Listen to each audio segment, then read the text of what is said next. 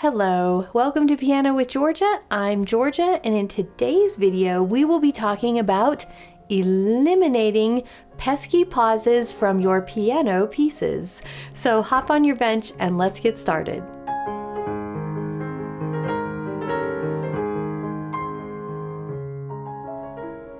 So there are several ways that we can get rid of pauses that just seem to always surface as we're playing a piece of music. The tried and true way that most of you are probably already familiar with is simply doing it over and over and over to try to get to know it better. But there are also a couple of other tactics when that just seems to not be working. And no matter what you do, there's still a little pause somewhere, and it might not even be in the same spot every time. So now I'm going to play through my sample piece of music, and I'm going to put in pauses at places where students of mine who learn the song typically pause. So you can hear those types of pauses, the two types being specific places where you have to move, or just a spot that kind of is more random, meaning usually your brain is just a little behind where your fingers are and it needs a moment to catch up. So here comes a trial playthrough with some pauses.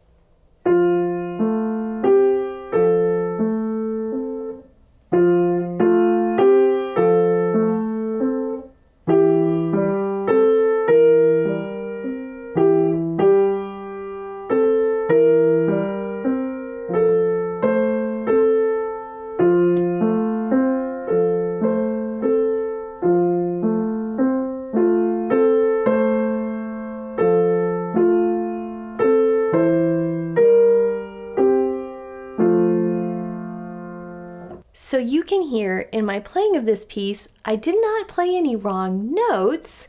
I know my rhythms, but any place where there was a change, I had just this little tiny pause.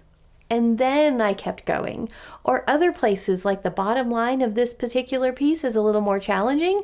It can just get a little topsy-turvy and just have not always the same place where it stops, but the flow is interrupted by needing a little extra time to think about what's happening. So let's try to solve these issues.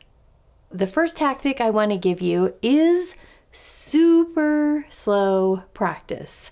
Now, I know you're probably thinking, well, slow practice, that's pretty standard. I mean, super slow practice. Going not at the edge where you think you can play it without making a mistake, but backing it up and going so slow that it feels almost impossible that you're going to make a mistake.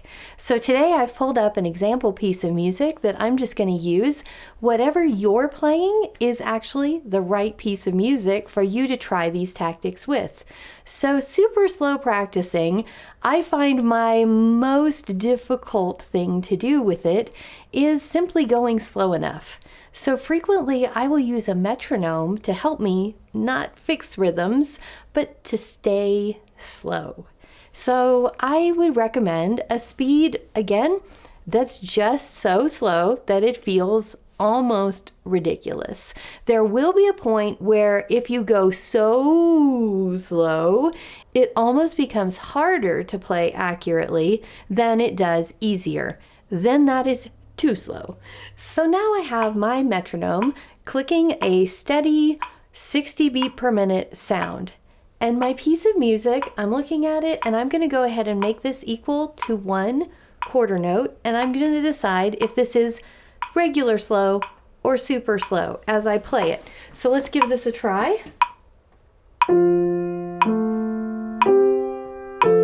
This does feel pretty slow to me. Now if I make even one little bobble, that information from my body is I'm going too fast. So at 50 beats per minute, my same sample sounds like this. I can still feel the flow, but I have so much time to think in between the notes. So around 50 beats per minute, that felt like I could feel the flow, but I also did not feel rushed at any point. It allowed me a lot of time to think in between my notes, but again, not so much space that I could not feel the beat. So I'm going to leave my metronome set at 50. Now, another tip when you're going super slow is doing smaller sections than you would if you were at full tempo or even partial tempo. You want to use smaller sections. However, you always want to make sure you're overlapping your different sections so you don't have a spot where you always stop and then another spot where you always pick it up. You want to make sure there's no place where you have not practiced continuous playing. So in this example, I just played measures 1 through 4. That seemed like a perfect place to stop because it was the end of a phrase. However, measure 4 to measure 5, I notice has a change at the beginning of measure 5 for my left hand, a little move. So I need to make sure I'm practicing that little move because likely that is a place where a pause is going to want to happen. So let's try this again, and I'm going to demonstrate going across the bar line to measure 5.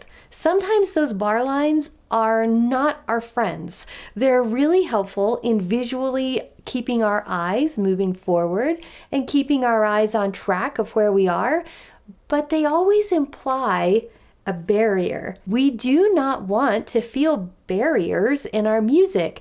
No pauses. We want to feel a flow. So let's go ahead and do this again, and I'm going to play measures 1 through 4, and I'm going to go on into measure 5. Before I even start, set up my hand position for this song. You want to do the same for your song. So as I begin to think about my beat and playing with the metronome, I'm thinking about my hands being set up for as many notes as I can. And now I'm going to go into measure 5. Here I go.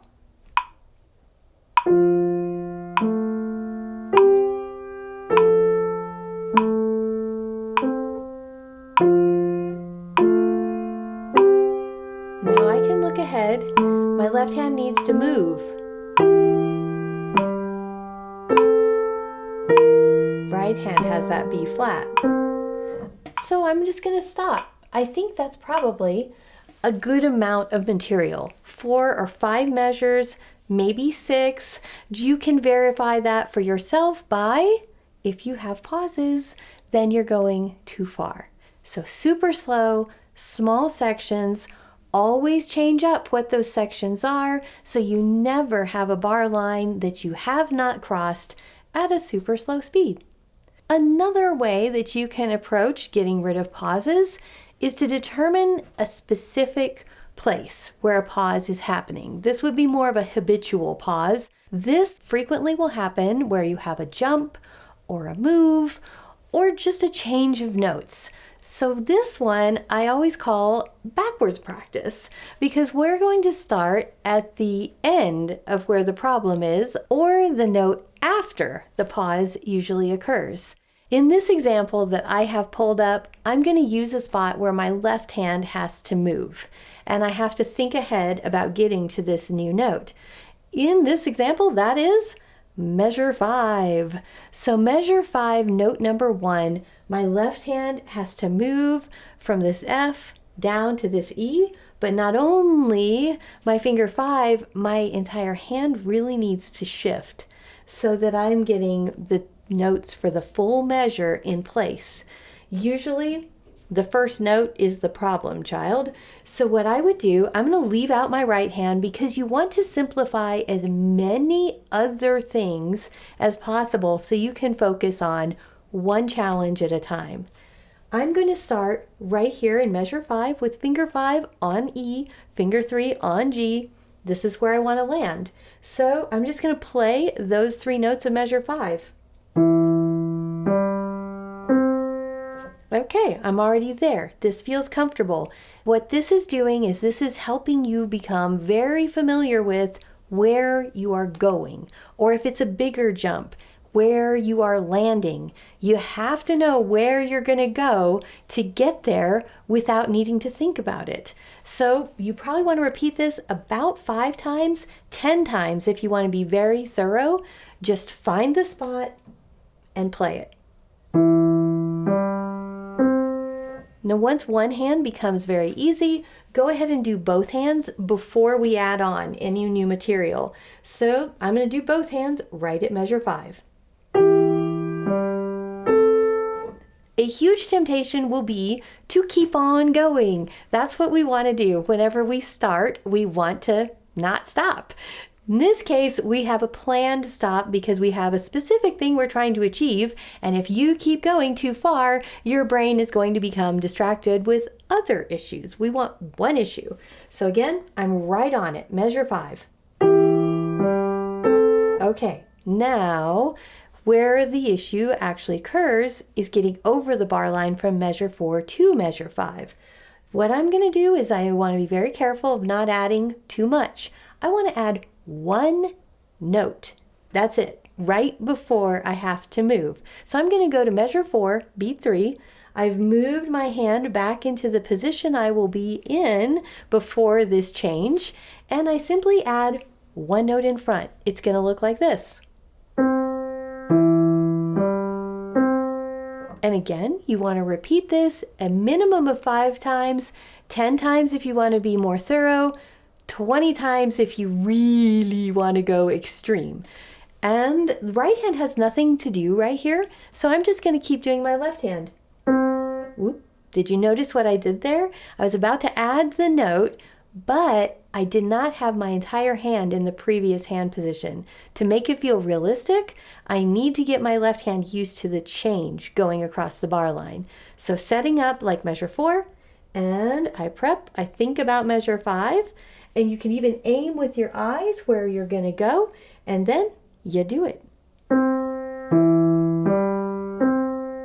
Once this becomes easy, and it's such a small portion that even if you're repeating this 10 or 20 times, it won't take you very long. It's time to add just one more beat in front of it. Now, by the way, if your piece is far more complicated than this one, and maybe you have like a run of 16th notes going on, you don't want to add like a full beat because that might be too much. So you might add just one note, maybe 2 notes, experiment for yourself. But if you have a pause, you've added too much too soon. So I'm going to go back to my example and I'm going to add just one note. So now I'm starting on beat 2 of measure 4. And it's still only left hand, right hand's not doing anything. So I have now an A and a C, and then I shift. So think it before you do it. And now let's do it.